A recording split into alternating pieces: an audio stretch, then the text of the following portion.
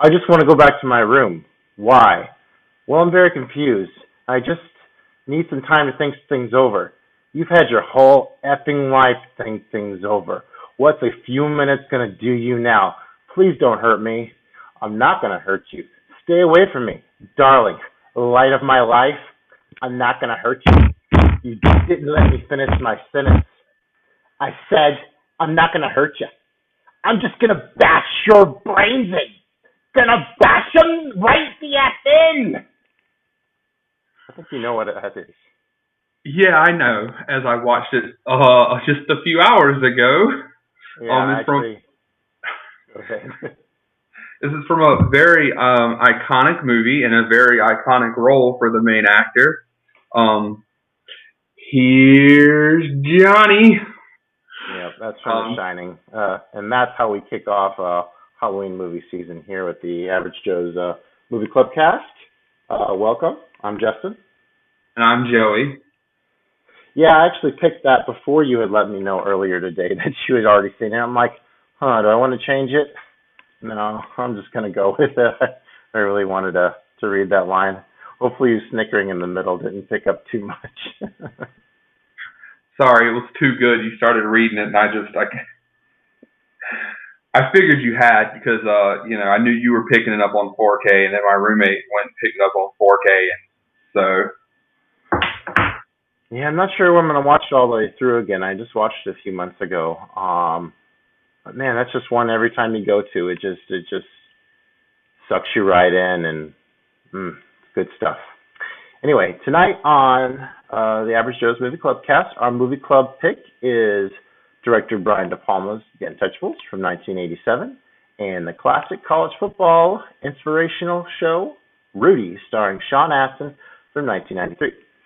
Just a heads up, we do discuss all our thoughts on films in full detail. So if there's something you haven't seen, just skip forward a little bit to avoid spoilers. I know Joey goes into the YouTube episodes at least and time codes our main movies, so you can look for that there. And also, if you want to be a part of the club, follow us. Make sure to hit that subscribe button so you know when those episodes drop.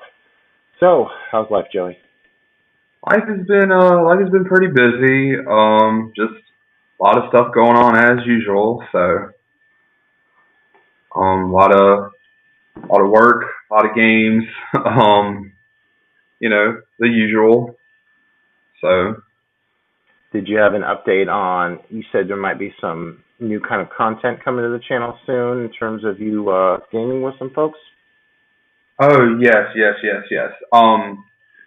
We were supposed to record that originally Thursday. It's now going to be this coming Sunday. We're going to record it. So hopefully then sometime, I guess next week.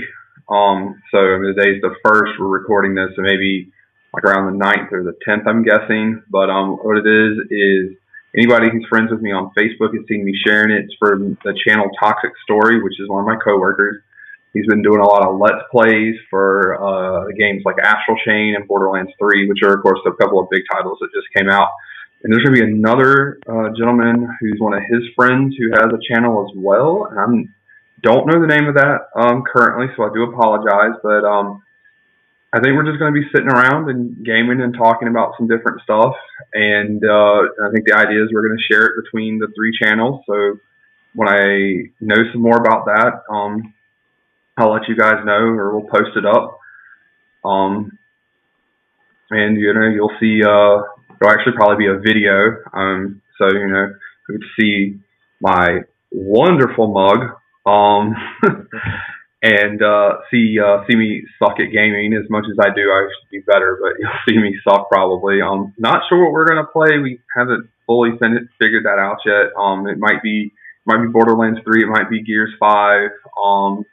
Some of the bigger stuff. It might be Smash, in which case you will really see me suck. But Who's your character on there? I haven't played the Switch one a lot, but it probably would be some of the Fire Emblem characters. Roy or Marth. Also really like just kind of mess around with Pac-Man. He's fun. Or Little Mac. I mean, no recovery or anything. And then, but my main character is Zero Suit, because she's a badass. So Yeah, all the way dating back to the N64 days, I was always a big Yoshi fan. I always liked to get next to the edge and spit the old tongue out and poop people off the side of the structure. So that was my go-to move, and I love the big Yoshi drop. My son's like obsessed with this game now, and he's into all these huge characters like King DDD is what he calls them, and yep, King like DDD Dad, from Kirby, right? yeah, from Kirby, yeah. So he's into all the different characters. Like, Dad, pick different characters. I'm like, no, I'm good with Yoshi. I like my Yoshi drop. Actually, there's a game that came out a few years ago, Kung Fu Panda 3 for PlayStation. That kind of had the same feel as Smash Brothers. We enjoyed playing that. Yeah. Oh man, if we were still playing PS3, it'd be really cool to like go back and do like PlayStation All Stars and be like Kratos and that kind of stuff. But they never really made a sequel to that one. It just never took off. But I mean, it was the same. It was the same thing. It was Smash Brothers, but with PlayStation characters. So Okay. it was fun to play as Kratos and just mess people up. And you also have us set up on a few new platforms since we last talked, I think. I think since the last time we talked, it's still just the same ones. I haven't managed to be able to get us onto like Stitcher and stuff, but we have now actually officially hit iHeartRadio and Apple Music. So we are there and still on Spotify and of course the YouTube channel. So we're all on those platforms. I just haven't had the time, unfortunately, to go and do Stitcher or Google yet, but that is the plan. So hopefully in the next couple of weeks, I'll move us onto those platforms. But it took iHeartRadio a long time. I just don't know what they do to go through to make that happen. I actually got the email for them yesterday, I believe it was, and I confirmed it earlier today. So we are on there, and then I know one of my friends, like all he uses is Apple, and he checked it out and went back and listened to our first episode while he was driving to Columbia or something. So Yeah, I used to. So I had just recently got like unlimited data on my phone. So like I actually dropped my YouTube Premium, and like I kind of forgot how much like traditional YouTube kind of sucks because you get like all the ads and you can't download and you can't listen to videos in the background. So I'm kind of regretting the fact that I dropped my YouTube Premium. It makes it a little bit harder to listen on there. So I might actually have to find us on one because I use the Podcast Addict app. Hopefully I can find us on there all right and see how those episodes are updating. But yeah, traditional YouTube not as friendly with listening to stuff on the go. yeah, I'm on Toxic Stories YouTube Premium, and being able to just hit the premium and close your phone is really awesome. Yeah. We're also on Buzzsprout. I did forget to mention that. It is another platform, which is the way we were actually able to get onto some of those other platforms. It's kind of it's where you sprout off to everything else. Haha, see what they did there. So, and if you follow us on like Letterboxd or Twitter or so forth, you probably noticed that our new logos have come up. Yeah, and I think we both did matching Letterboxd profile pictures with our average Joe's caricatures on there, so that's pretty sweet. And so I had told you earlier in the week that I had finally caved to the Letterboxd algorithm, and so I went through there last week, and I went through every single person that I followed, and if that person hadn't been using Letterboxd for a year to, let's say, like 6 months, I went ahead and unfollowed them. I figure they probably won't notice to begin with because they're not using it. They haven't used it in 6 months. Why would they start using it again now? And so that was about like 200 to 250 people. And sure enough, as soon as I stopped following people, all of a sudden I ended up in like, I think I'm on page like 10 to 14 on like the all-time Letterboxd user list. So that's kind of cool to be noticed there. Haven't seen a tremendous uptick in people following me, but it is nice to kind of be recognized the fact that I do post so much and to be somewhere on the list where whenever because initially my way of doing it was just to be completely even. Like I follow as many people as follow me, but doing it that way, you just don't get any recognition from the app in terms of you being there and being somewhat popular. I got you. Yeah, I started going through like we were talking about and like cleaning up, because I have like I think it's let me see, it's 140, well, not quite, but like 140 more people that I'm following that Mhm. aren't following me, and I was cleaning up. It was a lot more. I just haven't had a chance to go through and figure that out. But as I was cleaning it up, it was like more people had started following me, so I cleaned that up a little bit. But I'm just trying to get it back even, or not as skewed to one way or the other. Yeah, I remember it was about a year and a half ago where I kind of figured out like, oh, I'm like following like hundreds more people than are actually following me, and so I went through it and unfollowed people that weren't actually following me back. That's why I actually don't follow some of the biggest users on Letterboxd because I'm all about. I mean, yeah, I have that chunk of people that are following me, and I'm not following them back now, but it's because they're pretty much dead accounts. So that at least I stick to that. But yeah, if anybody follows me on Letterboxd, I definitely follow them back and like their posts. Don't get to read everything in great detail, but if you make an effort to write something, pretty decent about a film, I'd try to check that out and give you a like because likes are free, and I don't see any problem with liking a bunch of the stuff. I think I got like 80,000 likes on there just because I made a practice of liking so much. But hmm, like I said, likes are free. That's true. All right. So yeah, gearing up for the big Halloween movie season, which is interesting. I got my big old list there on Letterboxd that I'll be following and probably swapping 3 or 4 times a day, just depending on my mood. Some of the big titles that I'm looking forward to catching this year. Caught a lot of like the original slashers last year for the first time, like Friday the 13th and Nightmare on Elm Street. Some of the big ones I'm planning on getting to early on would be like Cabin in the Woods. I haven't seen that. Texas Chainsaw Ooh. Massacre, the original one. Train to Busan, and I promised a Letterboxd friend that I would watch American Psycho again. So I'm gonna get into that. Train to Busan is so good. That was actually in my top ten of my movies for this year for a long time. It is a really good movie. And if you follow me pretty closely on Letterboxd, you know that I do like to mix in Criterion's every other movie. Now, I watched a lot of the big hitter horror Criterion's last year, so I'm kind of getting towards like the bottom of the barrel. Not to say that these movies are lousy, it's just I don't quite feel as compelled to watch them. I got like Carnival of Souls, Island of Lost Souls, and Haxan coming up. So, but yeah, this is like I don't traditionally watch horror movies all that often, so it is kind of fun to get into Halloween season and be really like kind of have that excuse to watch as many as possible and take in yeah, a lot of the classics and yeah, get some of the Criterion ones in there as well.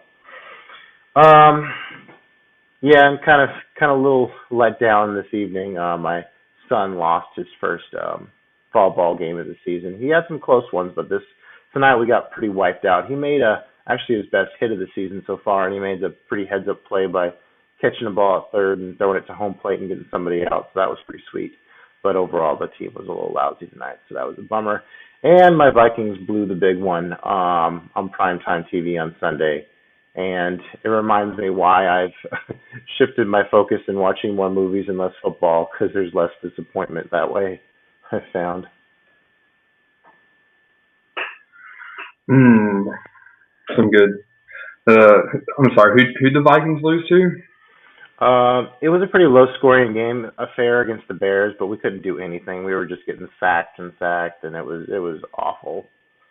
Very painful game to watch. What the did you Hmm. watch? Did you watch Cowboys Saints?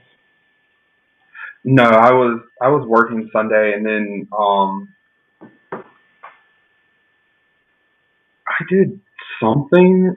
I don't even remember. I didn't see it. I know they lost. I know the Saints don't have Drew Brees. They got Jacoby Brissett, and I know we lost to them. So I was more interested in the 2 point stand against the Tar Heels on Saturday. Yeah, I was about to bring that up next. So yeah, maybe the offense and the boys will get it in gear. They did lose the number one ranking in the AP poll, which this early in the season is kind of irrelevant. But they give it to Bama, and Bama hadn't really played anybody, so whatever. Oh, it doesn't matter. It'll all shake out at the end of the season, and the top teams will be there as long as they're not somebody on the rise that are going to get shut out. I mean, part of me, we want Bama like every year at this point. That's the big rivalry. But there's the part of me that just wants, like, I want LSU to like stomp the dog shit out of Alabama, and then like Auburn to stomp them, and then them not getting the title game, or them getting the title game with 2 losses and Georgia beat them, and there's 3 losses, and there's no way they can get in the playoffs, and I can just laugh at them. That would be great because, like, screw you, Nick Saban. All right. But it was kind of nice to see South Carolina show up against Kentucky. You guys have struggled with them the last few years. Yeah, they're losing to Kentucky recently, and then it's been kind of a lousy year with us barely losing to the Tar Heels, and then getting swept up by Alabama and Missouri. But then no, they have a stand against Kentucky, so yeah, it's kind of look for good games. Definitely know that they're not going to do anything crazy. Hopefully they'll get the belt bowl. We'll see. Get rid of Muschamp. I mean, as Carl, my roommate, who's a Florida fan, can attest, Muschamp is a plague on all your houses. Okay. All right. Well, let's talk some more movies. So now it's time to get back into our the good, the bad, and the ugly segment, where we talk about our own spin on that classic term with some of the movies we watched recently.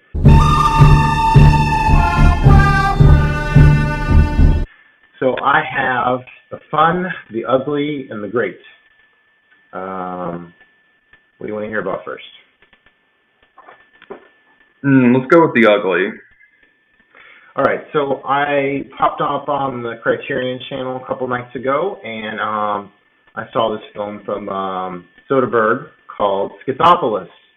And what brought this kind of my attention is I saw a meme on one of these Facebook movie groups that I follow, and it was saying something like, what is a social commentary movie? And it like pointed to like American Beauty and I forget what the other one was, maybe The Matrix, and said, no, a real one. And it was like, the next one was like Office Space.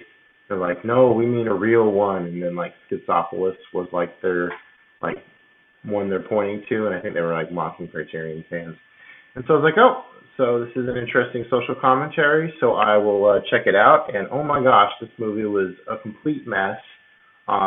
Typically, I feel pretty comfortable diving into Soderbergh movies. He's a pretty acclaimed director and has done a lot of good stuff. But gosh, do I even recall enough? Do I even remember enough of this movie? It's pretentious enough to start off by saying, you will probably not understand what's about to happen in this film, and that's your fault. You need to keep watching it until you do. But sorry, this movie would not capture my attention enough to even want to bother watching it again. There's some fun stuff like to do with like workplace humor and like relationship humor, and then but halfway through, the main character just all of a sudden becomes a dentist, and it's just all over the place and a complete mess and not that funny. So Schizopolis is not a fan. Okay. I'm gonna go with the disappointing. Okay. Let's see, disappointing, fun, and way more fun. Okay, let's start with way more fun. Way more fun. All right. Well, this is one I watched earlier today. And this was Robert Rodriguez's Planet Terror. Okay. Which of course I saw in theaters a long time ago, and I've owned and stuff, but I haven't watched it in a long ass time, and I just really just forgot just how much blood and gore and just kind of like gratuitous TNA, even though, really not from the main characters in this movie. It was more in like the commercials and stuff before it, but just how much they sexed up Fergie and the blonde doctor, and then of course Cherry Darling. And it was just fun. I mean, it was dumb as hell, but it was just a lot of fun.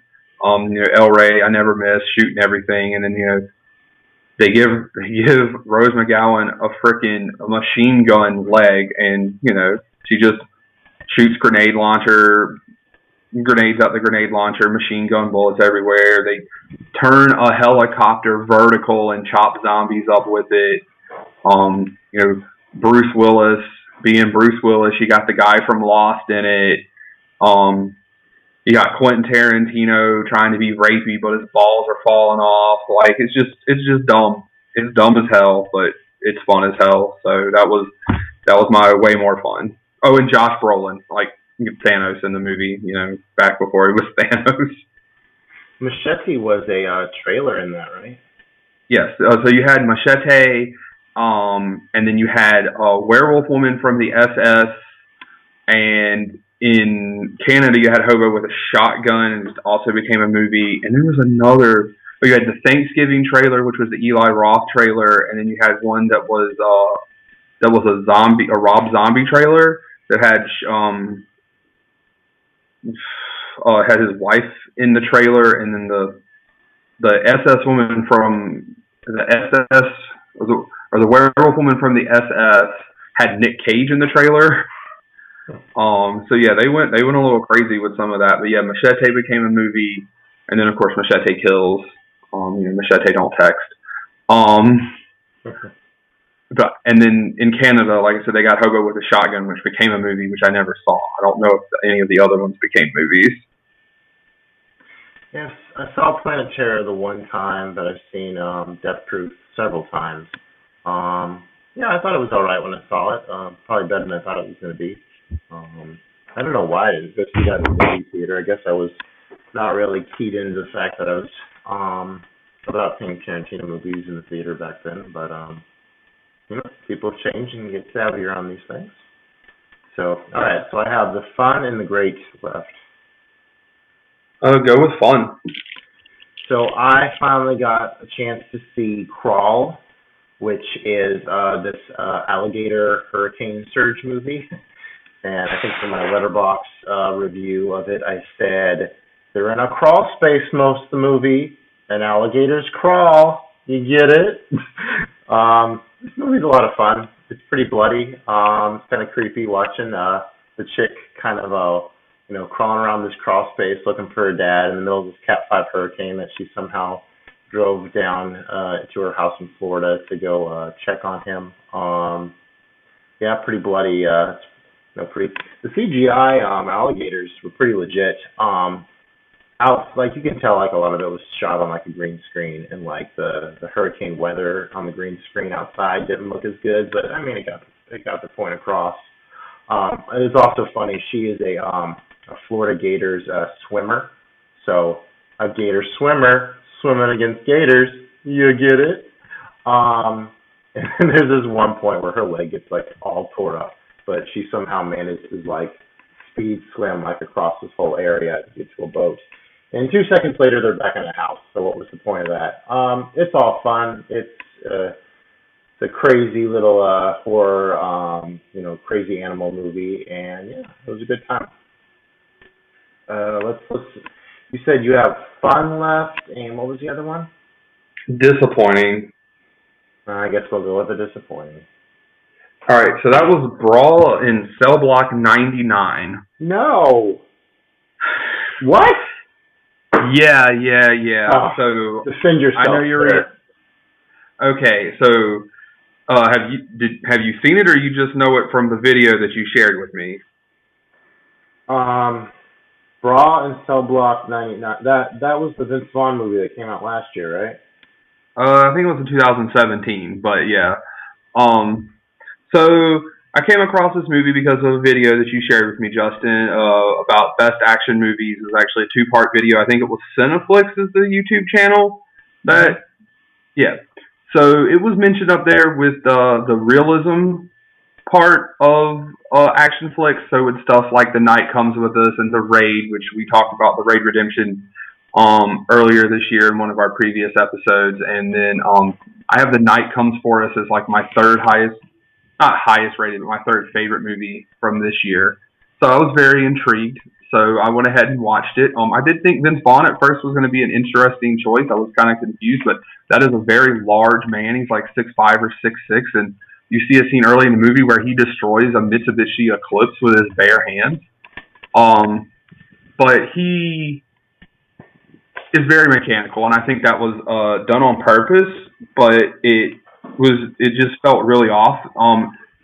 And there's not a lot of fighting, but the fighting is really freaking brutal. And you get to like the first scene where he does some fighting, and you're like, okay, he's gonna break this guy's arm. And when he goes to break the arm, you hear the bone crunch, but then you see like half the bone come out. It's like the gratuitousness of the violence is ridiculous. There's a part where he like stomps a dude's head off, or like stomps his face into the ground and then drags it, and you see the skin rip off, and then he flips it over, and his whole face is crushed. And like all of that stuff is gratuitous. So if you want to go in to see some people get fucked up, like he stomps a dude's head off and down a toilet. And like I say toilet very loosely, it's a hole in the ground because he's in a black site prison. That part's all really good, but the movie itself, like whereas The Raid and The Night Comes For Us, like are actually pretty decent movies now. This movie is not very good. Like Jennifer Carpenter is fine. I mean, she basically is the same character in everything I've ever seen her as, Dexter and etc. But Don Johnson was great because he's Don Johnson. But the movie itself was just overall very disappointing. Like I just kept kind of waiting for something to be like awesome, and it just wasn't. It was just very disappointing. But the actual brutal violence aspect of it is very brutal and very violent. But it felt like it was over the top to be over the top. That's definitely the director Craig Zoller's style. He also did Bone Tomahawk, which is kind of a slow burn western that kind of gets brutal towards the end. But that's a decent. I mean, that was kind of a weird western. Like I wasn't expecting. I don't want to say like. I guess there weren't supernatural Indians. I guess there were cannibals. I wasn't expecting cannibal Indians, or I guess Native Americans. But that was a pretty decent western. I definitely didn't come into Cell Block 99 thinking it was going to be like an all-time great action movie. I just kind of turned it on and watched it with my dad, and I was really impressed with Vince Vaughn's acting in it. I loved the brutality. It felt like a nice journey where he got deeper and deeper into this grimy prison system. And I thought it was a great show. I think he came out with a new movie last year called Dragged Across Concrete with Mel Gibson and somebody else. So I've been meaning to watch that. Hadn't got around to seeing it quite yet. Who else stars in Dragged Across Concrete?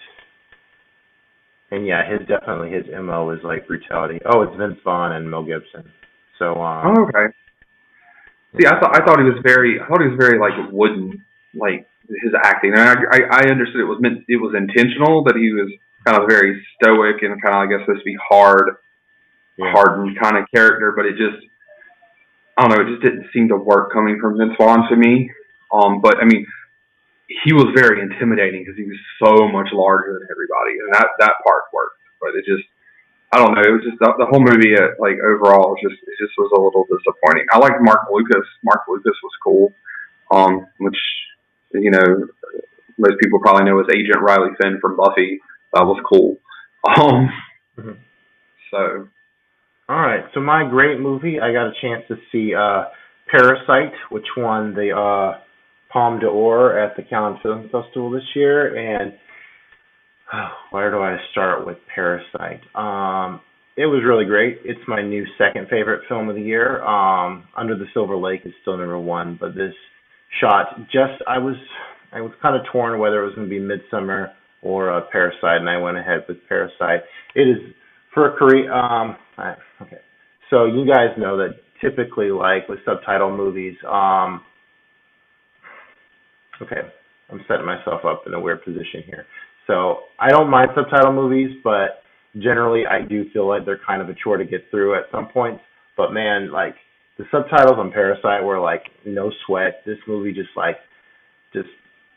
un, unravels in such a perfect way that really draws you into this story. It's this very obscure kind of unique take on home invasion presence, where like this family finds ways to become like the helpers for this really rich family, and eventually they all get on board with it. But then they kind of discover that other people have found these same like susceptibilities with the rich too in order to live off them, and that's I guess where the whole parasite comes into, where they're kind of feeding off the rich to you know in their own ways. A lot of great social commentary there. Some interesting things where there's some eavesdropping where they get to hear what their thoughts are on them without them knowing, which kind of gets into their gut a little bit and makes them do some crazy stuff towards the end. Man, there's some nice brutal violence in this thing that took me off guard. My favorite kind. Subtle in other moments, but yeah, it was a great story, and I definitely recommend checking out Parasite whenever you get the chance. All right, I'll keep that in mind. And what's your last one? The last one's fun, just fun. Just fun. Okay. All right, so we're gonna it's Cobra with Sylvester Stallone. Okay. Yeah, somehow I'd never seen it, but I had wanted to. If anybody's ever seen the cover, it's him holding up I think it's the Mac 10, and he's wearing his aviators. So just looking like a cool dude from the '80s. And then he's got his regular Glock with the pearl handle with the Cobra on it, and he's just a badass. He's got this car. I don't know exactly what kind of car it is, but he's got it souped up. It's gotten a big switch from the '80s, just nitrous. And I'm like, yo, we in the Fast and the Furious now. It kind of reminded me of when I watched Lone Wolf McQuade. Chuck Norris's car had some freaking NOS in it, and he drove his, I think it was a Blazer. He just drove a Blazer out of the grave. But yeah, he had a souped up car, and he had to protect the woman. He was the only person that would testify against this like cult or whatever. And he just ran around shooting people, and he was the cop that was against the rules and did things his way and not against the book. That whole cop movie trope that was real popular in like the '80s and '90s action movies. And so it was just a lot of fun. The plot was thin, but guns and explosions and etc. Very cool. Yeah, I was not aware of this movie until my buddy Ben actually placed it in my hands one time when he came to visit me during a Thanksgiving weekend, and yeah, we checked it out, and I remember it being very 80s, pretty much just the way you described it there, and yeah, I thought it was a decent time. Probably need to revisit it to dig into it a little deeper with my analytical mind, but cool. I really want to see his Over the Top movie. I've heard that's a good time as well, and I haven't seen that. I think I saw that when I was really young. I just don't remember very much about it, like enough to say anything. I've seen that movie, and that's that's about it. All right. Speaking of my buddy Ben, he had given us some listener feedback per usual, and kind of an interesting question. I think we tackled this in one of an earlier episode, but maybe we can tackle it a different way this time. He was asking how we define blockbusters versus art house or avant-garde cinema. You know me, I've thrown a lot of art house stuff at you along the way here, and we've also watched a few blockbusters, which kind of ties into tonight's episode. So, Joey, why don't you start us off with and talk about how you define blockbusters versus art house stuff? All right. So, I guess this is kind of it should be easy, but I guess at the same time it can be a little tricky. A blockbuster is obviously something, you think blockbuster, you think big summer movies, things that are made to make money. So Transformers, Star Wars, something like that.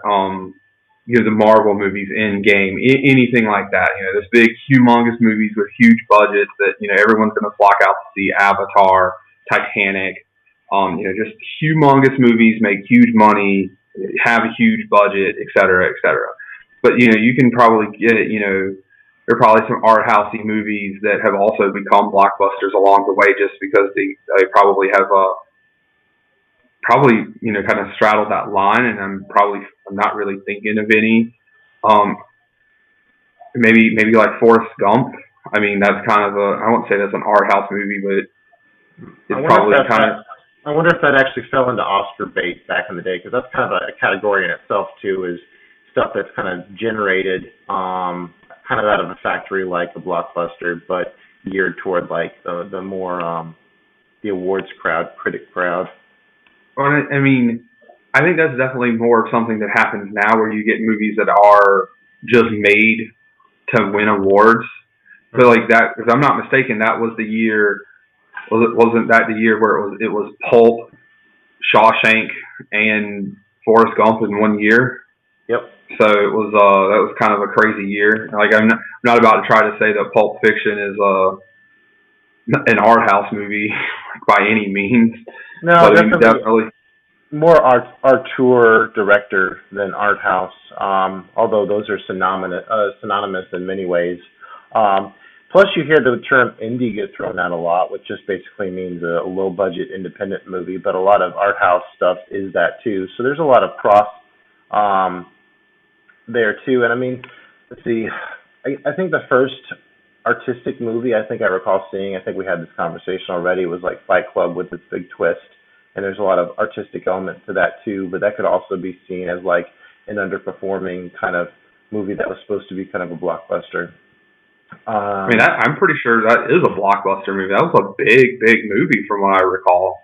It flopped. It was. It's more. I think it's probably more considered as a cult movie because it exploded more on the home video circuit. Okay. I mean, the first movie I remember watching that was art, like we talked about. I know we talked about this, was American Beauty. Right.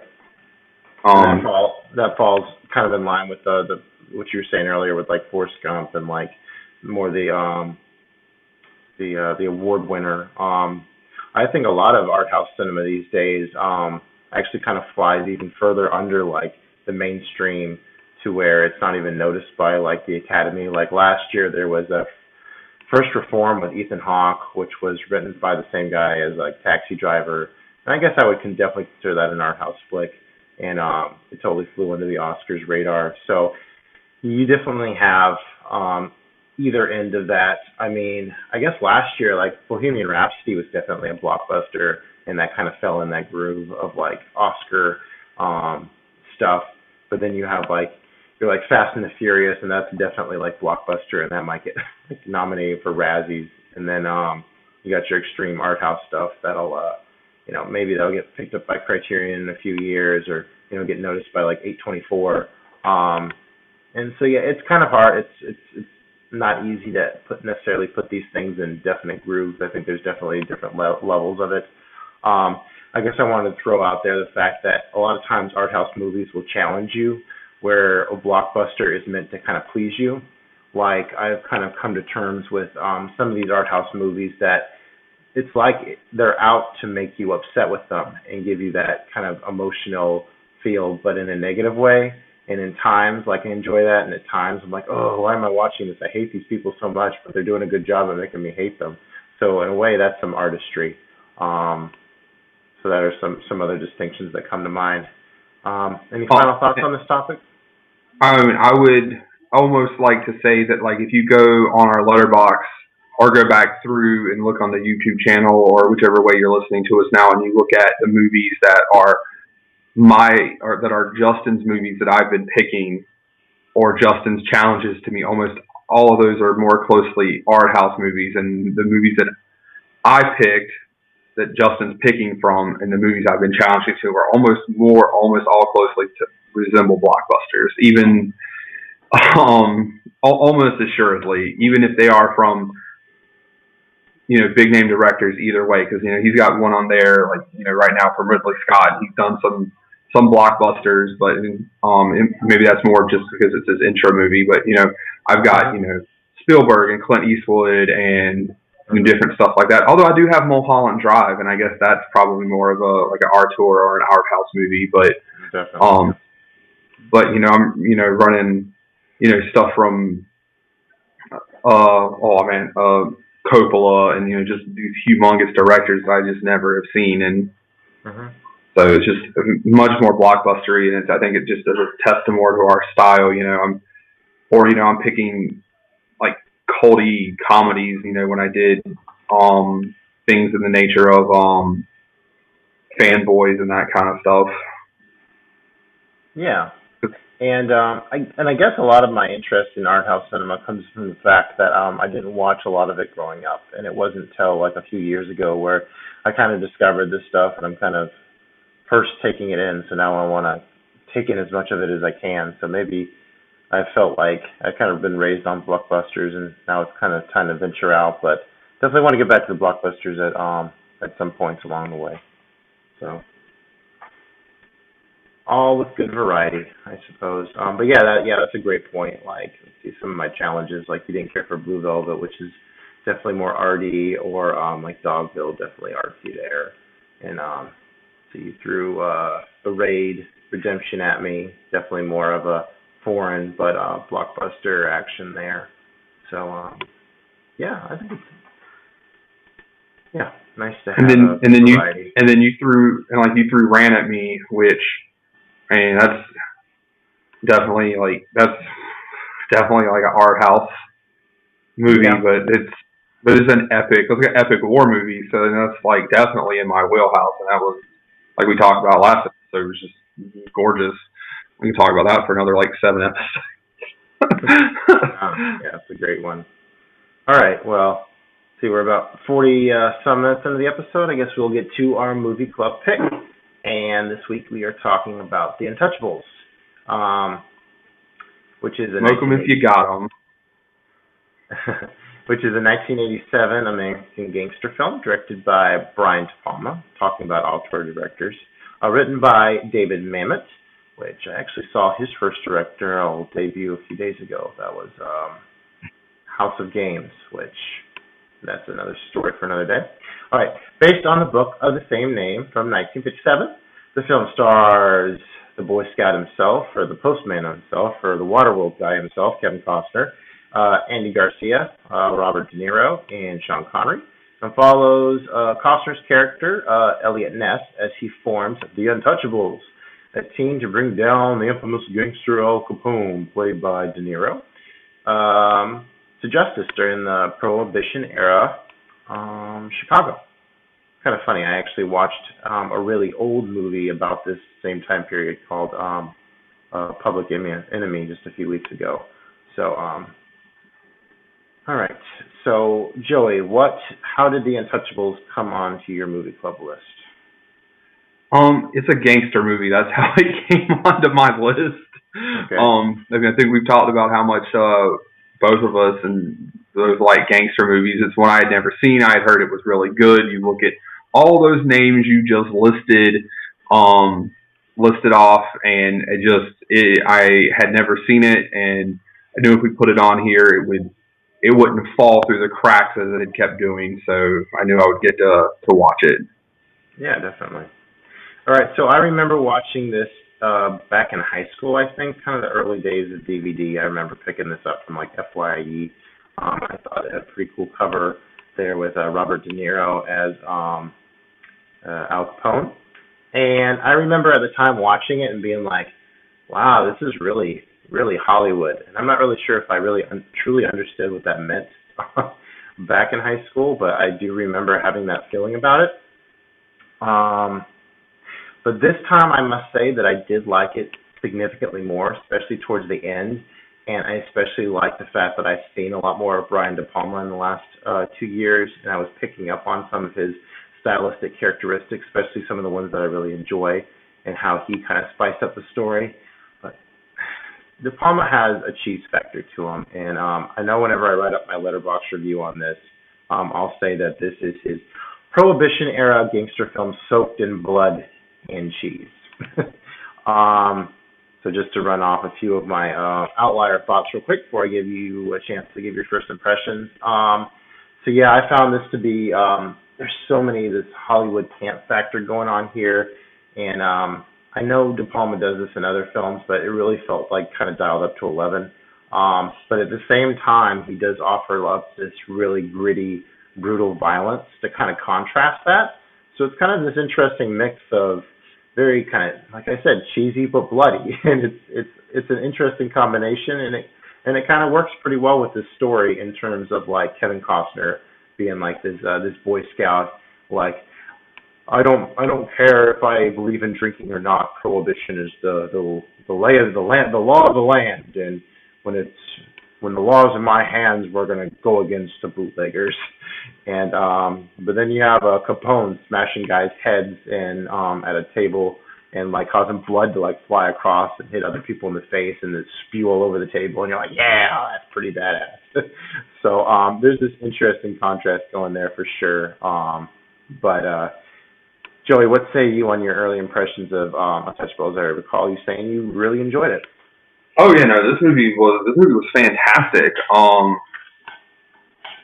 So any movie with a cast that's good, like unless they're just in there Nick Cage level hamming it up is going to be fantastic. And sorry, Nick Cage, but sometimes you just ham shit up. But so Sean Connery, like this was his movie. Like Kevin Costner's the main guy. This was Sean Connery's movie. He took this movie over, and the like 15 or 20 total minutes of screen time that Bob De Niro was on this movie, he also took it over. He was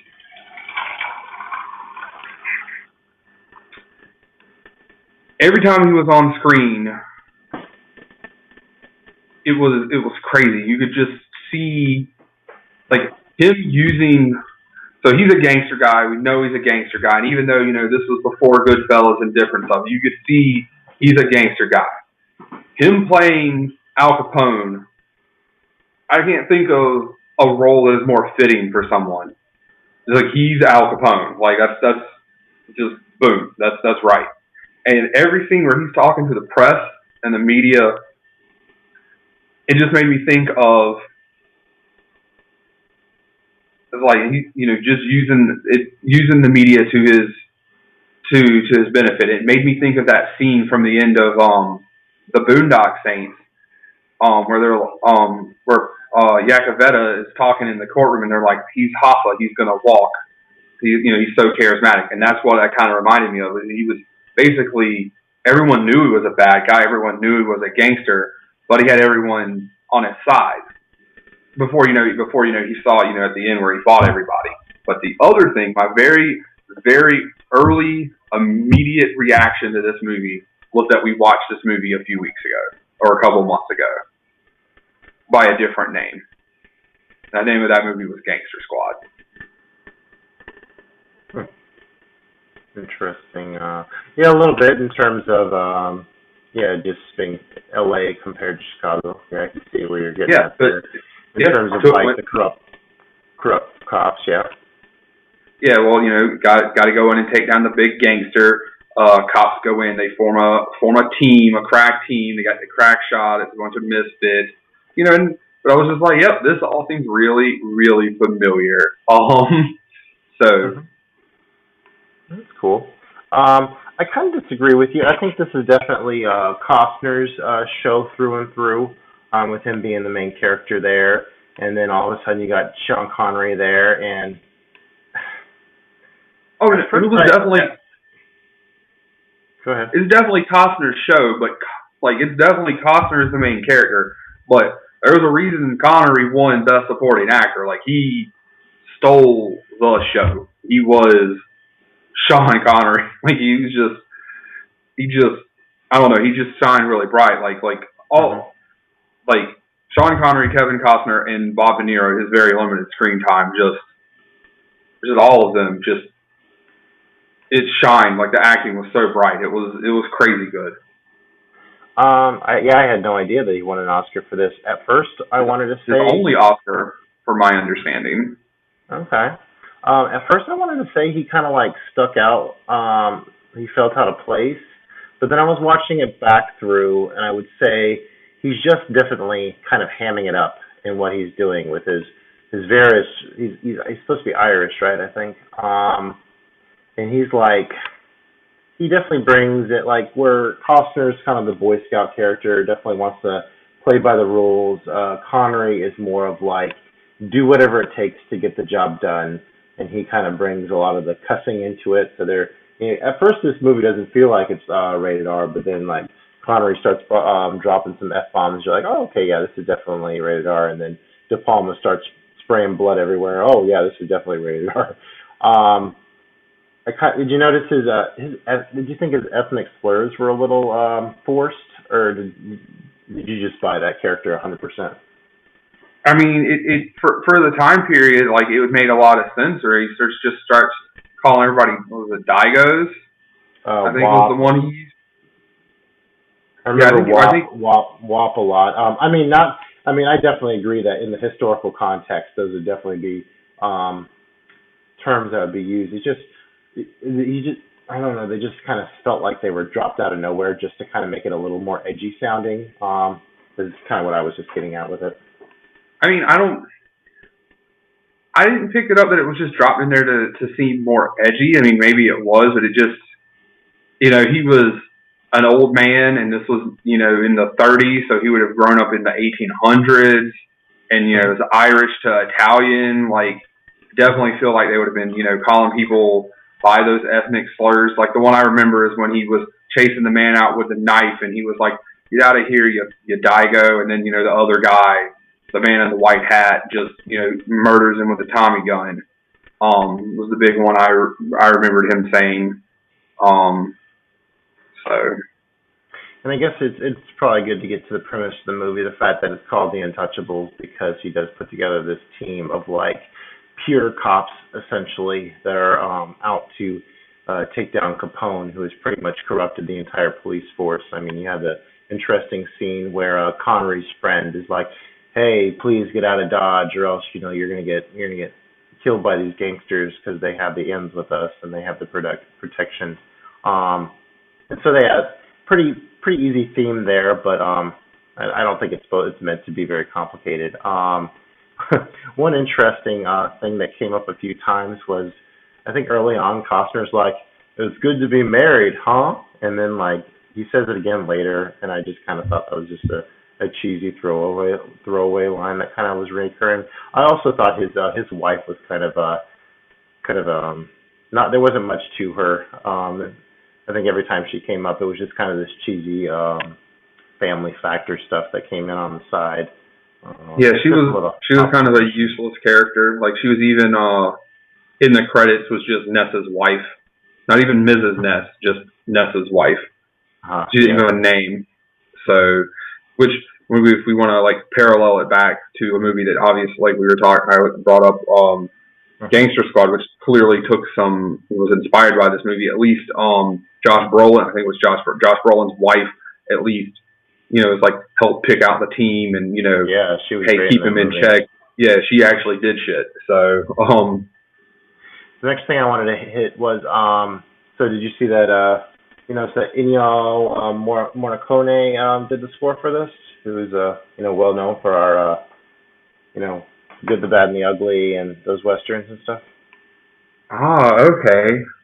Well, as soon as Yeah. I still need to watch those, because I've been talking about it the whole year. So we're gonna watch Yojimbo Into the Dollars trilogy, and it still hasn't happened. Because terrible. And yeah, also he did the real big vibrant score for this. I especially like the opening credits, the kind of thing where you see like the graphics of the Untouchables come out. That was really cool. But man, there are some cheesy moments in here too. Like I remember there's a scene where like Kevin Costner's on this bridge right after like they make this bust, but like they find umbrellas instead of booze, and it's this hardcore saxophone going, just making it really cheesing it up with how miserable this guy feels. And then there's this heroic theme that they play. Like once kind of the band gets together for the very first time and they go and do a liquor bust at this post office. There's this really and and we'll kind of get into cheesy music a little bit later on with Rudy, but it's pretty like this heroic anthem of the good guys, getting work done, and it's a little corny. Any thoughts on me kind of picking on this movie in terms of it being a little bit Hollywood or cheesy? I mean, I'm a little surprised because I know how you feel about another De Palma movie, which granted I haven't seen in a long time, but that's because I haven't had a desire to watch it, and I think this movie is like way better than that movie. And I think if you think this movie is cheesy, like that movie is much cheesier. But I also and that's Scarface. Okay. But I like both of these movies apparently have a lot of love from like late '80s and early '90s rappers. They both love Scarface, and then this song has some or not the song, this movie, or at least Elliot Ness has some mention from Dr. Dre and a Tupac song. So they both those guys love the gangsters. I wouldn't really consider Scarface cheesy per se, but he definitely like plays up some of the stylistic things he likes to do. Like in Scarface, what he likes to do a lot is like do this like drifting camera thing. Like for instance, there's a scene like where all this chaos is going on in this hotel room, and all of a sudden he just kind of slowly pushes the camera out the window down onto the street and sees that his buddies are in the car. Then he does it all the way back up to see the chaos in the room to kind of show this passage of time. So he definitely is very showy with his style there. I just think that movie could be shorter, and it would be a lot better if it was shorter. Probably, that was probably one of my biggest. That was one of my biggest complaints recently watching it too. Is it is a little dragged out with his whole climb to the top. It doesn't feel that way the first time you see it, but on repeated viewings, it's definitely a little dragged out. I can agree. And then one of the other scenes, like you're talking about the scene with the baseball bat, like actually, well, that scene was actually very well done because he kind of gives you, he's like, hey, fat. He's talking about all Ty Cobb and Babe Ruth, obviously two of the biggest baseball players of all time, and especially in that era, they're humongous stars, they're gods at that point, and he's talking about teamwork and this big motivational speech, and he's got this camera work, kind of nice and tied in on him as he's just being this very charismatic, and everyone's in on him, and then he just slugs this dude in the back of the head, and you don't really see the bat hit. Some of the movies today are in something where I was mentioning Brawl and Cell Block 99, where you might actually see the skull caved in, but then you just see the blood kind of running on the table. But you get the point across it, because it wasn't but maybe a scene or two earlier where he's like, I don't hire people who do violence. It's bad for business. And then you obviously he's full of crap. Right. But then you just see it firsthand, and you're just like that was a really really good scene in the movie. I think the only scene, like the thing I thought was kind of silly, was when they go to Canada and they've got this bridge the bridge between America and Canada, and there's no. The way we see, the border patrol now, there's, where everyone crosses, and obviously this is in the Midwest, so maybe a little lax, but there's just a random cabin, like 100 feet, 100 yards, whatever it is, from the border, and these people are going out to do this deal, and they're like, there's a cabin over here, I don't care about this cabin, that's completely ordinary.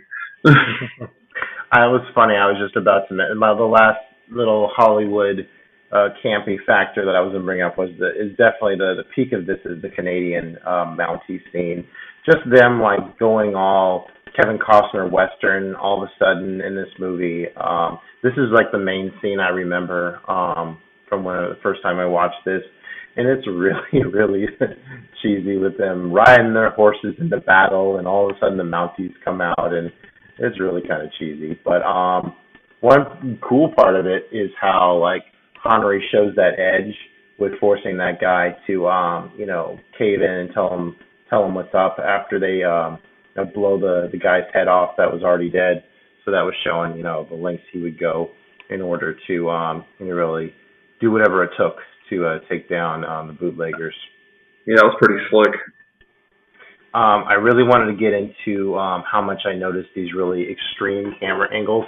Like De Palma, goes way, way with these extreme camera angles, and it's pretty cool. Like I like the establishing shot that shows Capone getting a shave or whatever, and it's from an overhead shot, and it zooms into him and introduces him as De Niro, and that's really sweet, or awesome, I should say.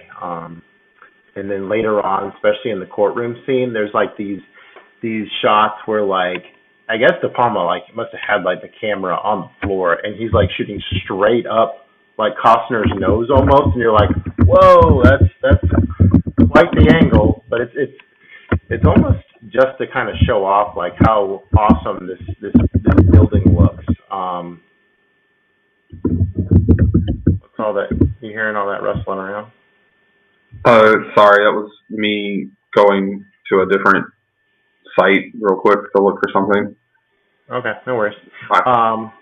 Yeah, so I thought the extreme camera angles was kind of a little stylistic thing. Definitely noticeable. When I was just watching it back through a little while ago before we started, I noticed he kind of did the same thing earlier whenever Connery and Costner are sitting there in the church, and you see the big architecture, the ceiling of that place in the background, because it's kind of a low camera angle. So got that. What did you think of this? Oh, bless you. Thank you. What did you think of the shootout on the stairs? Shootout on the stairs. Yeah, so it starts off where I guess they're going to try to get Al Capone's bookkeeper, and they know he's going to be going through this train station, and this baby is whining, and Costner keeps looking at this baby, and he's finally, oh yeah, I'm the Boy Scout, I got to go help this lady out. And then all of a sudden the gangsters come in, and we go into slow motion as the baby slowly goes down the stairs, and there's awesome shooting. All right, so they could have not dragged out the baby crying for 100 years, yeah, and that would have been cool because that was the baby cried for 100 million years, and then the baby's falling down the stairs, everyone's shooting at the baby, and then it lands on top of Andy Garcia, and the one gangster's I'm gonna shoot this dude. Either we're leaving with him, I'm leaving with him, or he's dying. He's not telling anything. And then, Andy Garcia's got the baby carriage, and, of course, he's the crack shot, so he shoots him in the head. That was a great payoff to that scene, is getting that call back to Andy Garcia being the sharpshooter. Yeah.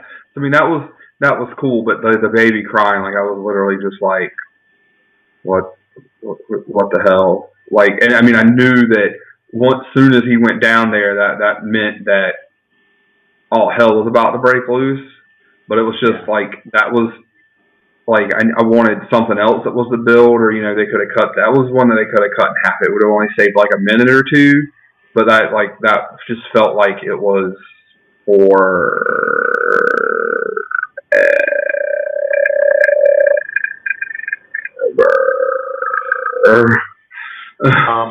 I need to go back and watch Battleship Potemkin again. That's a very famous old Russian movie that was, I think the name of the director was Sergei Eisenstein, but he's known to be the creator of Montage, and he has a really famous sequence in that movie called the Odessa Stairs.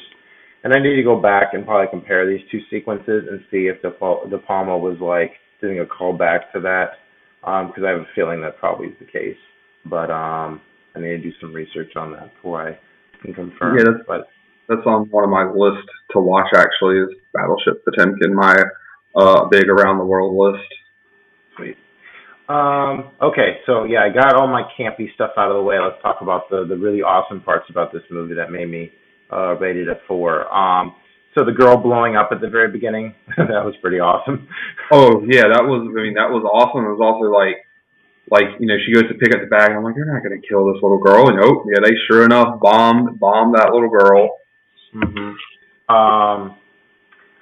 There, De Palma is really known for his early horror stuff, and the whole sequence where the gangsters like creeping through the hotel room or the apartment really slowly from a point of view shot and like kind of looking around corners for Connery. That's definitely a callback to some of his early horror stuff. So you had that element thrown in there, and yeah, seeing Connery gunned down with the Tommy gun, definitely a little bloody there.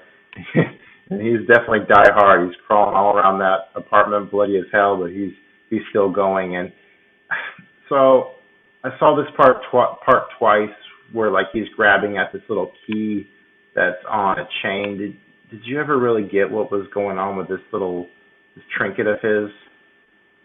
Like it had, like it had a key, and it had something else. Like it wasn't like a rosary or anything, but I'm not 100% sure what it was. But I guess it was some sort of memento that Costner ended up with, and then of course he gave to Andy Garcia. And I just, when we get a second, I just remembered like my 100% biggest, the thing that bothered me, like irked me the most about this movie. But we can get to that in a second. Okay. Yeah. I mentioned the baseball bat scene was pretty sweet. Yeah. Oh, and then whenever you really come to kind of like this accountant guy that's on the team who's like trying to tell Kevin Costner desperately, we can get Al Capone on these money charges if we can find out a way to connect it. And Kevin Costner seems to almost like be ignoring him, and then eventually he finally comes around, and then unfortunately, you kind of he becomes. Yeah, I mean, he's kind of the nerdy guy on the team, but he's really enduring. But then he unfortunately gets blasted in the elevator in this very bloody scene where what the guy writes on the wall that he was touchable. I forgot this part earlier. My last bad thing I'll say about this movie is the scene where the super bad gangster falling off the roof. The special effects in that were especially pretty cheesy there. Okay, well, I'm going to tie into that. So it wasn't necessarily the special effects so much, but so Kevin Costner, they throw him off the roof and he lands in the car, and dude asking where it was. And so Kevin Costner's been this straight-lived guy the whole movie, and it's in this super intense scene, and they go, where is such and such? I don't remember his name. And he's like, he's in the car. And I get it was supposed to be this, he was trying to come off, very glib in this scene and it was supposed to kind of lift the mood. But to me, it just felt like it didn't fit. It was very out of place, and it really irked me. Like, it bothered me. Not like, oh, that's out of place. Like, it actually just fucking bothered me. Like, immensely. Like, there's another spot at the end of the movie where he cracks a joke. Like, hey, I hear they're repealing prohibition. What are you going to do? And he's like, I'll have a drink. Like, that fit because, he made the whole thing about this is it's a harmless drink, but it's the law, and that's what we're going to do. Well, now it's against the law. I'm going to have a drink. Like, that fit. But that whole thing where, it just really irked me. Yeah, that was essentially going to be my final point there was the fact that it didn't matter how they were breaking the law. It was that they were breaking the law, and that was the bottom of the line of his character. And Connery really showed him how to push it to the extreme in order to get the job done. And the last two things I'll say is I'll reiterate the period set design was pretty great in this movie. And then I also really like the scene where Capone's watching this opera singer, and it shows like the opera singer and half the screen kind of belting out a note, and then like Capone kind of like crying on the other side of the screen. I thought that was a pretty cool moment as well. What were your final thoughts on the Untouchables? I gave it 4. I thought it was really good. Like I said, that one scene really kind of irked me, and even though it was really good, I thought there was a couple spots where it was kind of a little bit slow, but I thought it was really like a good, really good movie. I would if someone wanted to watch it again, I'd be down to watch it again. I wouldn't have any problems with it. Great acting, good violence, all that good stuff. Sweet. Yeah, I was definitely glad that I enjoyed it more this time than I did previously. Like I've gone on and on and on about the Hollywood silliness, and it's almost in there to a comical level. So to an extent, it's enjoyable. I enjoyed all the grittiness and the stylistic elements. So yeah, I thought it was an excellent De Palma flick. Definitely more palatable than some of his other ones, and or mainstream, I should say. And yeah, it's been an interesting ride, really zooming through all these. De Palma flicks I would recommend for you to watch in the near future. Blowout with John Travolta is an interesting one, and I think one of my favorite ones is actually called The Phantom of the Paradise, which is just crazy in general. But those are the two ones I would point out. I added a whole bunch to my watch list. Like I clicked on him and I was like, oh, I've seen like 6 of his movies, which I was kind of surprised by. But like the main one that's on from him that's on my list is Carlito's Way, because I've just never seen that and I've wanted to see that for a while. So yeah, me too. I need to get to that one. Yeah. Okie doke. So yeah, 4 stars from me. And yeah, we definitely talked that one up. So our final movie of the night, Joey challenged me to rewatch Rudy, and I'll let you. You want to? Let's see. I'll read the synopsis here first. I got it. Oh, okay. Yeah. Rudy is a 1993 American biographical sports film directed by David Anspaugh. It is an account of life of Daniel Rudy Rudiger, who harbored dreams of playing football at the University of Notre Dame despite significant obstacles. It was the first film that Notre Dame administration allowed to be shot on campus since Newt Rockne All-American in 1940. In 2005, Rudy was named one of the best 25 sports movies of the previous 25 years in 2 polls by ESPN. It was ranked the 54th most inspiring film of all time in the AFI 100 Years series. It released October 15th, 1993 by TriStar. It stars Sean Astin as the title character, along with Ned Beatty, Jason Miller, and Charles S. Dutton. The script was written by Angelo Pizzo, who created Hoosiers, which came out in 1986, which was also directed by Anspaugh, and the film was shot in Illinois and Indiana, which Indiana is obviously where Notre Dame is. Right. Cool. I was kind of surprised. So you gave this one a 3.5. I'm kind of eager to hear where your reasoning for that.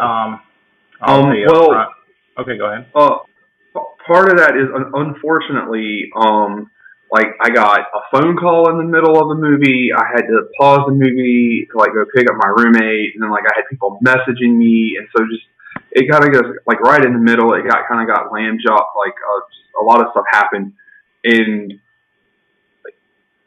so I mean, I thought it was really good. Still, it just wasn't.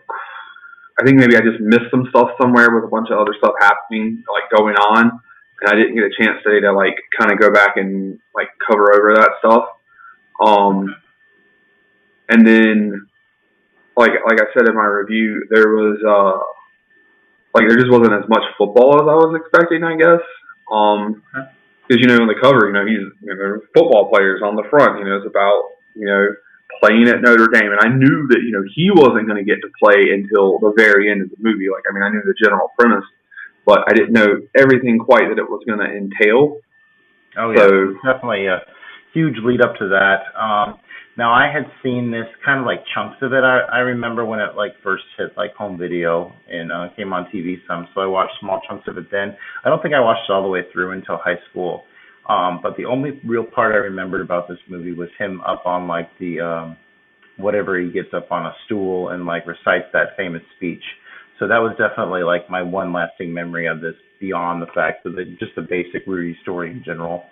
In my Letterboxd review, I already posted up kind of just a short blip on what I thought of it, and I was basically said, if you don't get inspired by this movie, you better check your pulse, because this is inspiration through and through and through and through.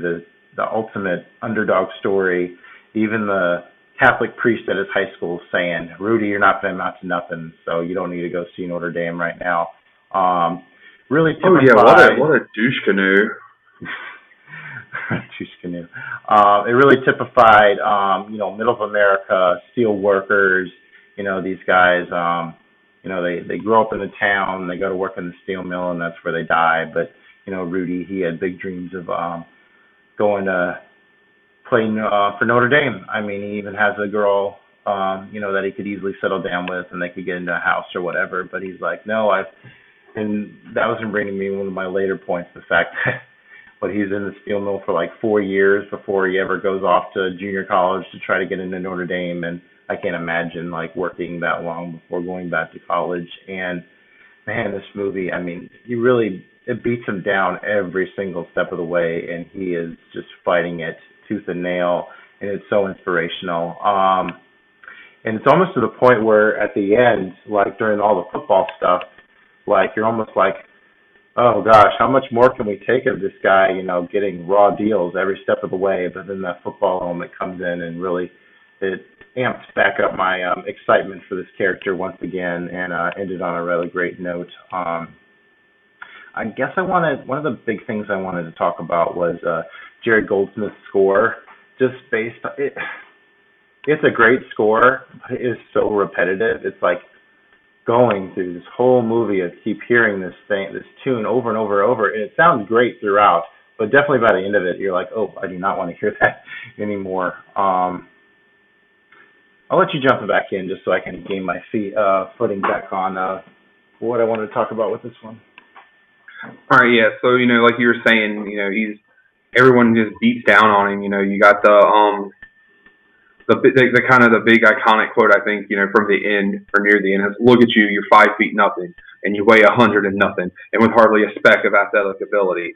From the guy he'd been working with, when he had finally broken and had quit the scout team, and that was the kind of the speech that got him back in. It's like you said, it's just if you don't get motivated.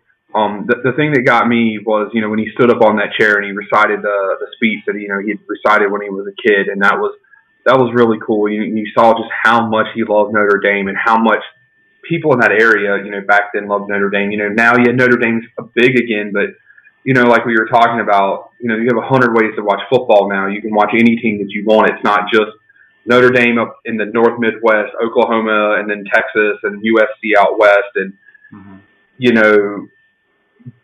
I guess, Boston College in the Northeast, or, whoever it is up there. And then, Georgia Tech, Georgia, Alabama, Clemson, whoever it is down here. It's not just regional. You have everybody. So, but, back then it was, that was your ways of life. And it was such a big deal, especially also if you're a Catholic. It was Notre Dame, and that was a big deal, and you could tell just how important it was, especially when his buddy, who ended up dying in that accident, got him that Letterman jacket. I guess it wasn't a Letterman jacket, but the Letterman style jacket for Notre Dame. And then, like you said, he had the girl, and the thing that kind of irked me was she's like, "I've paid my dues, you owe me," and I was just like, "No, like he's no," and she ends up like married to his brother when he goes off to school, and his brother is a douche. Well, the older one wasn't. I guess the younger or the middle kid. That was going to be one of my next points, was the fact that I do like the thematic element to where like Rudy is like you said, he's like he has no like ability, but he keeps trying and he achieves. Where his like brother like does have a lot of abilities, but he's like not motivated at all to do anything, and he doesn't go anywhere. So I like that contrast between the two characters. When they had the bar fight, and it was like, yeah, what Coach told me, where it's his brother and his best friend, and it's like his best friend's like, Coach told me if you had the heart of Rudy, you would have been all conference, but you don't like to be hit. You're just a pussy. And it's like, and then they kind of do the little callback where he gets the second coach at Notre Dame. I think it's the second coach during his senior season, or maybe it was maybe when it was talking about trying to get the promised day to play with the first coach. And he's like, dude, if I had your heart in my player's body, the first coach. And also the guy, he's the priest from The Exorcist. if you remember that. Nice. Yeah, absolutely.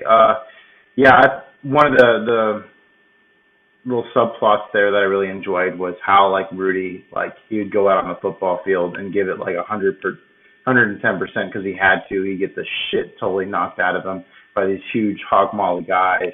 And after a while, they're just like looking at him. It's like, dude, you're making us look bad. And he's like, no, I'm getting you ready, and I have to do this in order to be here. Where I mean, you guys can slough it and still be there.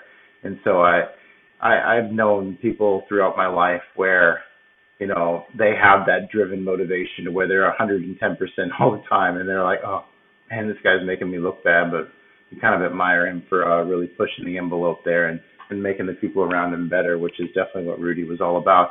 And there were some really good scenes where, like it showed him around like Holy Cross, like conversing with girls or whatever, and he was a real likable guy too. So it was not only his drive, but also his personality that really carried him far and what he was trying to achieve.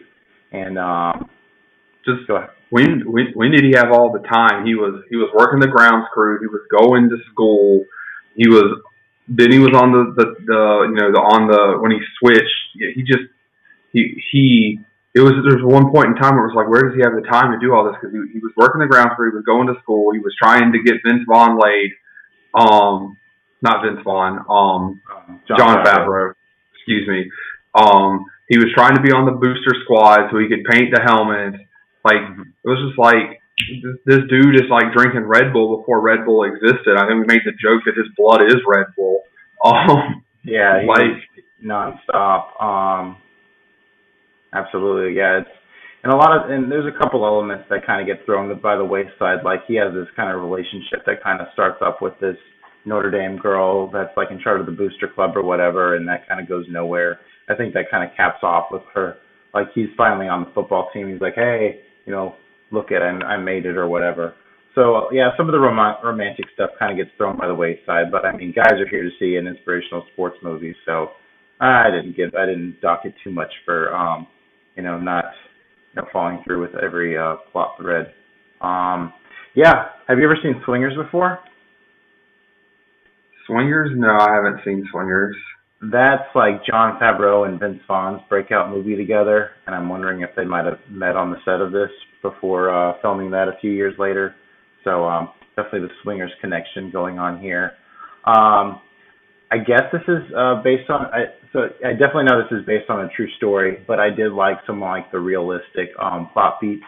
Like he keeps applying to college, and he keeps getting turned down and that's pretty realistic.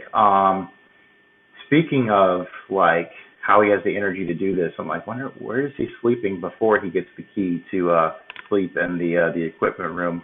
Not sure there. Maybe it's a park bench or the library. Who knows? He was like sneaking in through the window. Well, before that though, he didn't have the key the whole time. I think it was just after he was there a little while, he finally unlocked the window, and I think there was a period of time before he got that access, or maybe that all. I think he was just breaking in. Okay, that makes sense. I mean, it all happened so fast. It wouldn't surprise me if that was just part of it. Robert Prosky's in this movie. He's the kind of the nice priest that gets him into the junior college and kind of talks him up to the admissions board. I also remember him from Mrs. Doubtfire. He's a real sweet guy to see on screen. I enjoyed seeing him. Really liked his relationship with the maintenance guy. Although I kind of got like you were saying that you really enjoyed the speech whenever he was in the room with the maintenance guy, but did you ever catch on? There was like a few moments where it was almost like kind of an awkward, like, are you really doing this again, kid, with, dreaming about playing football here when I need you to help me kind of thing? Did you ever pick?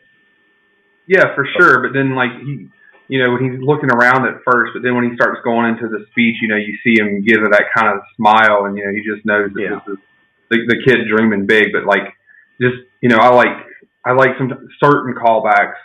And that was a good callback that he was, he remembered that speech from when he was a kid, and just he finally was there and was able to do it. And yeah, I definitely agree. kind of started off awkward, but eventually he won him over in that aspect. Um, cool to see a lot of the Notre Dame traditions, like the band and like the people in the kilts doing the high step and stuff. That was all pretty sweet to see. Um, Now I had a question for you. Did this movie, and you alluded to it a little while ago, did the fact that this movie being about Notre Dame hinder your enjoyment at all? No, no, no. Like Notre Dame's not my team, but like it wouldn't have. I mean, this movie could have been about Alabama or whatever, and it wouldn't have affected. It could have been about South Carolina. It wouldn't affect or Ohio State, like whatever. That didn't really have anything to do with it.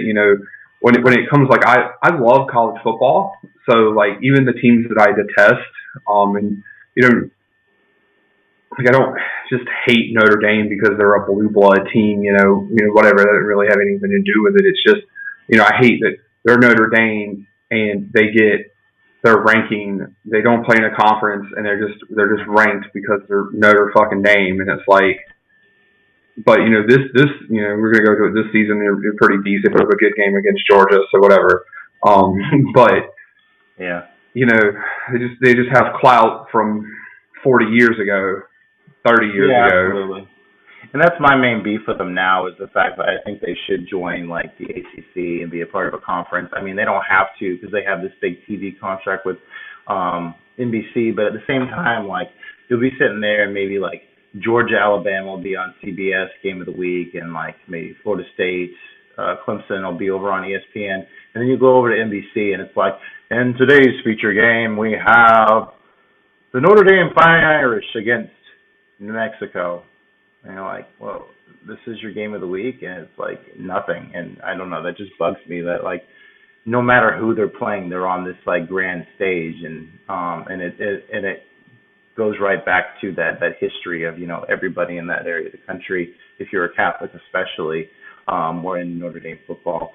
I have family members on my wife's side who are Purdue fans, and I've heard them totally just smack talk Notre Dame because how much they can't stand them. And there's that moment early on where the guy's like, "Mr. Rutabaga, can we watch some of the Hoosiers and Boilermakers?" He's like, "No, we watch Notre Dame here." So yeah, going to my question, yeah, I think this could have been any school, and I think I would have still found it as inspirational and interesting. Although that Notre Dame campus is pretty beautiful, beautifully shot throughout, and it's cool to see those traditions. But yeah, I think there's so much tradition throughout college football. They could have probably worked anywhere. I mean, for a movie, yeah, you want like the big tradition. I thought it was really interesting when they showed, and I know back when we were in college together, we played one of the NCAA football games. I don't know how much you keep up with it, but they show Notre Dame and they show all their undefeated or natty seasons or the signs, and it was real interesting then to see just how many less there were then versus when Joe Montana showed up and through the 80s, and I think they got a couple like in the early 90s they had those couple of games with Florida State and stuff that were really big, and it was real interesting to see. That was the thing that I noticed and what have you. It was a lot different. But you want to see in movies, having a tradition-rich school would be a thing. It's not necessary. I mean, because I picked that over We Are Marshall.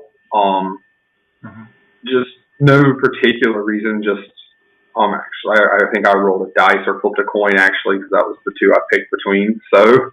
Okay, cool. I don't think I've seen We Are Marshall since the hit home video. I have a thought. I'm blanking. I thought it was a 5-star affair. It had me feeling totally fantastic. Oh, that was my thought. You had kind of said that you were wishing there was more football. I really felt rewarded when we finally did hit the football scenes, like a little bit past the hour mark, because it was that constant grind. Ooh, and that reminds me of one of my favorite points. I think my favorite shot of the whole film was whenever like Rudy finally gets into Notre Dame and he tries to get into a game, or maybe this is when he's at Holy Cross. Anyways, the best shot of the whole movie for me is when it shows Rudy walking all by himself on the outside of the stadium, and it pans up to show like all these people on the inside and just him on the outside, and showing that kind of summing the whole movie up in this one shot about basically it was the whole world against him, and he wanted to fight to be, included as well. And brings me to another point, the fact that, he does get beat down by these guys over and over and over again. And that really gains him the respect of these massive hog molly players who do, call for him to get his due at the very end. And that's, very heartwarming. I wonder how Georgia Tech fans feel when watching this.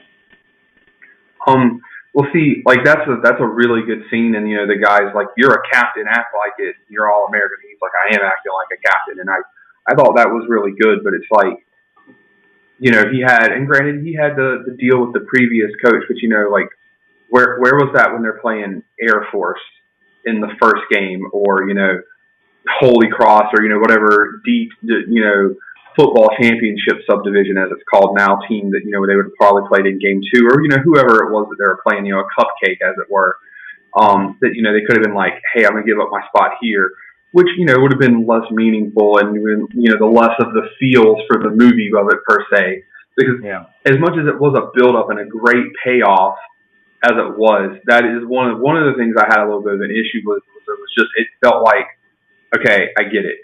He's beat down. Everything is an obstacle. Nothing's breaking his way. And it was just over, and over, and over, and over. And I was, I get it. Like, it just beating down. Like, at that point, it felt like it was just beating a dead horse to a certain degree.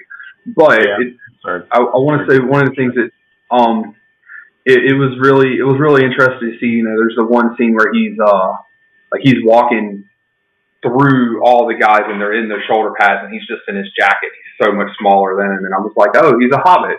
And it just, and I was like, it really tied home that, most people, I guess maybe not, maybe I'm a weird person who really only knows him from